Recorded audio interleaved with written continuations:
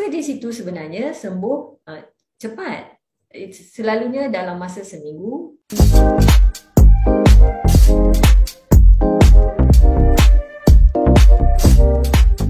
Salam, saya seorang pakar perbidanan dan sakit puan yang bertugas di IMU Klinik Bukit Jalil dan juga di Hospital Tuanku Jaafar Seremban yang merupakan teaching hospital untuk International Medical University.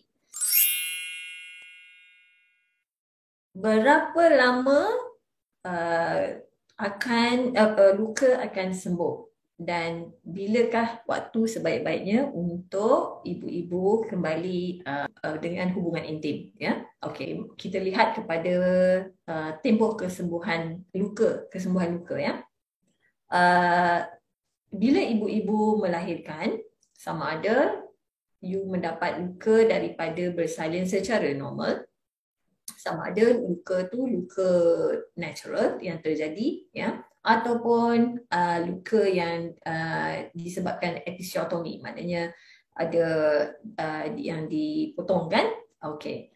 Now, kalau sekiranya luka disebabkan luka di bahagian tempat bersalin lah, ataupun vagina tadi kan, kita panggil perineal area lah, perineum, ya. Luka di situ sebenarnya sembuh cepat. Selalunya dalam masa seminggu dah baik dah. Sebab apa? Sebab orang yang normal, I'm talking about normal people here, ya. Orang yang sihat lah, ibu-ibu yang sihat, yang tak ada masalah kencing manis, tak ada masalah terlalu obes, ya, tak ada masalah ada jangkitan kuman. So dia sebenarnya wound tu cepat baik. Kerana apa? Sebab vagina dan juga perineal area ni tadi, dia sebenarnya lah kawasan yang paling banyak saluran darah. Jadi kalau sekiranya you sihat, saluran darah tu penting sebab dia membawa oksigen. Darah tu bawa oksigen kan, and so oksigen is important untuk wound healing. Dan juga nutrition lah, nutrition yang diperlukan lah, ya.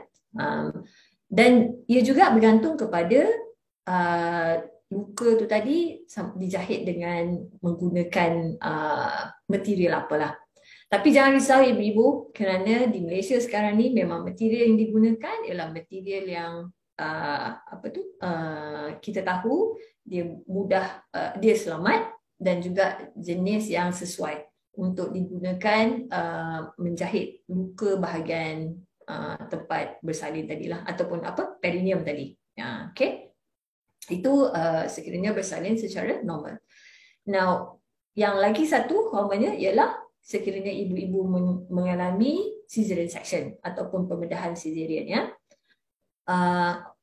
Sekiranya ibu-ibu pernah lihat ataupun yang pernah mengalami cesarean section, maksudnya pembedahan lebih besar lah, kerana kita memotong bahagian kulit di perut dan juga memotong bahagian rahim di dalam perut, ya. So actually banyak layer lah yang kita potong, bukan setakat kulit tetapi bahagian lemak, lepas tu kita punya bahagian muscle pada bahagian rahim.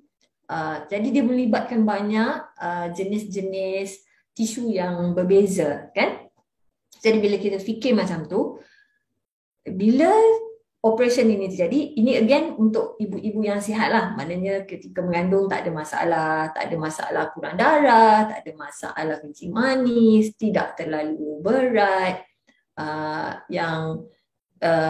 dan juga tak ada contohnya possibility nak dapat jangkitan kuman, maksudnya sebelum tu tak ada demam ke, kan, tak ada masalah kelahiran yang terlalu complicated atau terlalu lama. Okay, so you would expect luka bahagian kulit selalunya dia akan nampak dalam seminggu dah okey dah, ya. Sebab dia sama macam yang bahagian vagina tadilah, kan. Tapi sebenarnya bahagian dalam memerlukan lebih masa sebab dia lebih tebal dan juga tisu yang berbeza sebab dia melibatkan otot pada rahim. Jadi that is the reason kenapa kita selalu suggest ibu-ibu untuk relax dan orang kata chill lah, ya. Jangan terlalu exert yourself ataupun terlalu buat kerja-kerja yang berat selama at least sebulan. Kerana kalau macam like I said just now lah, kalau you sihat dan selalunya dalam masa 4 minggu you akan nampak keadaan akan lebih baik lah. Ya. Tapi ada tak wanita yang memerlukan masa yang lebih panjang? Ada. Kerana sebab dia bergantung pada nombor satu, badan ibu tu sendiri. Nombor dua, operation tu sendiri melibatkan apa, kan? Dan nombor tiga, ada faktor lain tak? Contoh tu macam tadilah, ada kencing manis ke tidak? Ada sebelum tu mungkin ada possibility jangkitan kuman.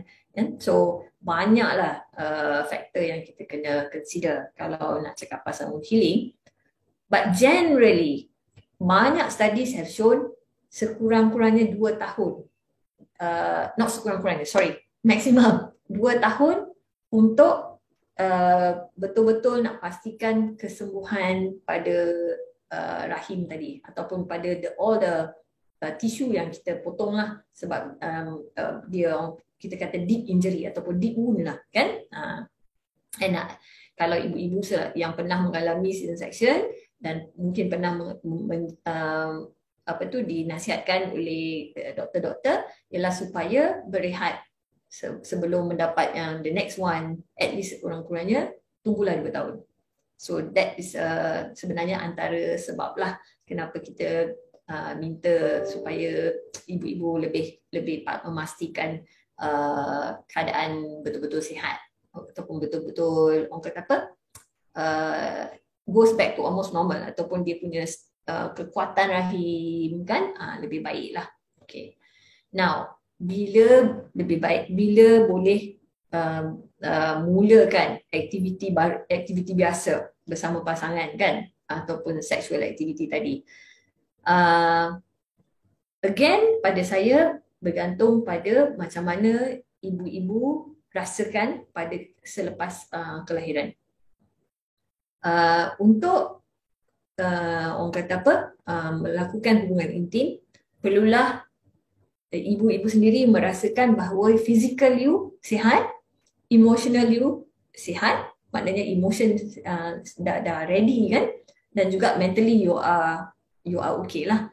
Kerana saya rasalah sebagai bukan saja seorang doktor tapi saya sendiri seorang ibu, untuk kembali menjadi seorang ibu, isteri, dan antara ibu-ibu saya pasti ramai juga yang bekerja. You are multitasking kan, banyak benda yang you perlu lalui and pastikan. Jadi untuk kembali kepada tu, terpulang kepada setiap ibu-ibu. Ada ibu-ibu yang kebanyakannya dia dah ready selepas 1 hingga 2 bulan. Kan? Kerana dia rasa sihat, dia rasa dia boleh kembali function sebagai seorang pasangan. Tetapi ada juga ibu-ibu yang memerlukan lebih masa. Kerana again dia bergantung kepada satu, kesembuhan pada bahagian peranakan, bahagian vagina, perineum kan. Dan juga ia bergantung kepada sama ada hormon you sendiri, you sendiri boleh cope lah dengan the changes, terutamanya changes daripada segi hormon, menyusu baby kan, semua tu boleh mempengaruhi hubungan intim ni ataupun sexual activity. Kerana kalau sekiranya ibu-ibu tidak bersedia, dia akan boleh menyebabkan you mendapat apa kita panggil dyspareunia ataupun saya cuba cari dalam bahasa Melayu lah, tapi dyspareunia maknanya apa ya? Rasa sakit lah, rasa sakit ketika melakukan hubungan intim.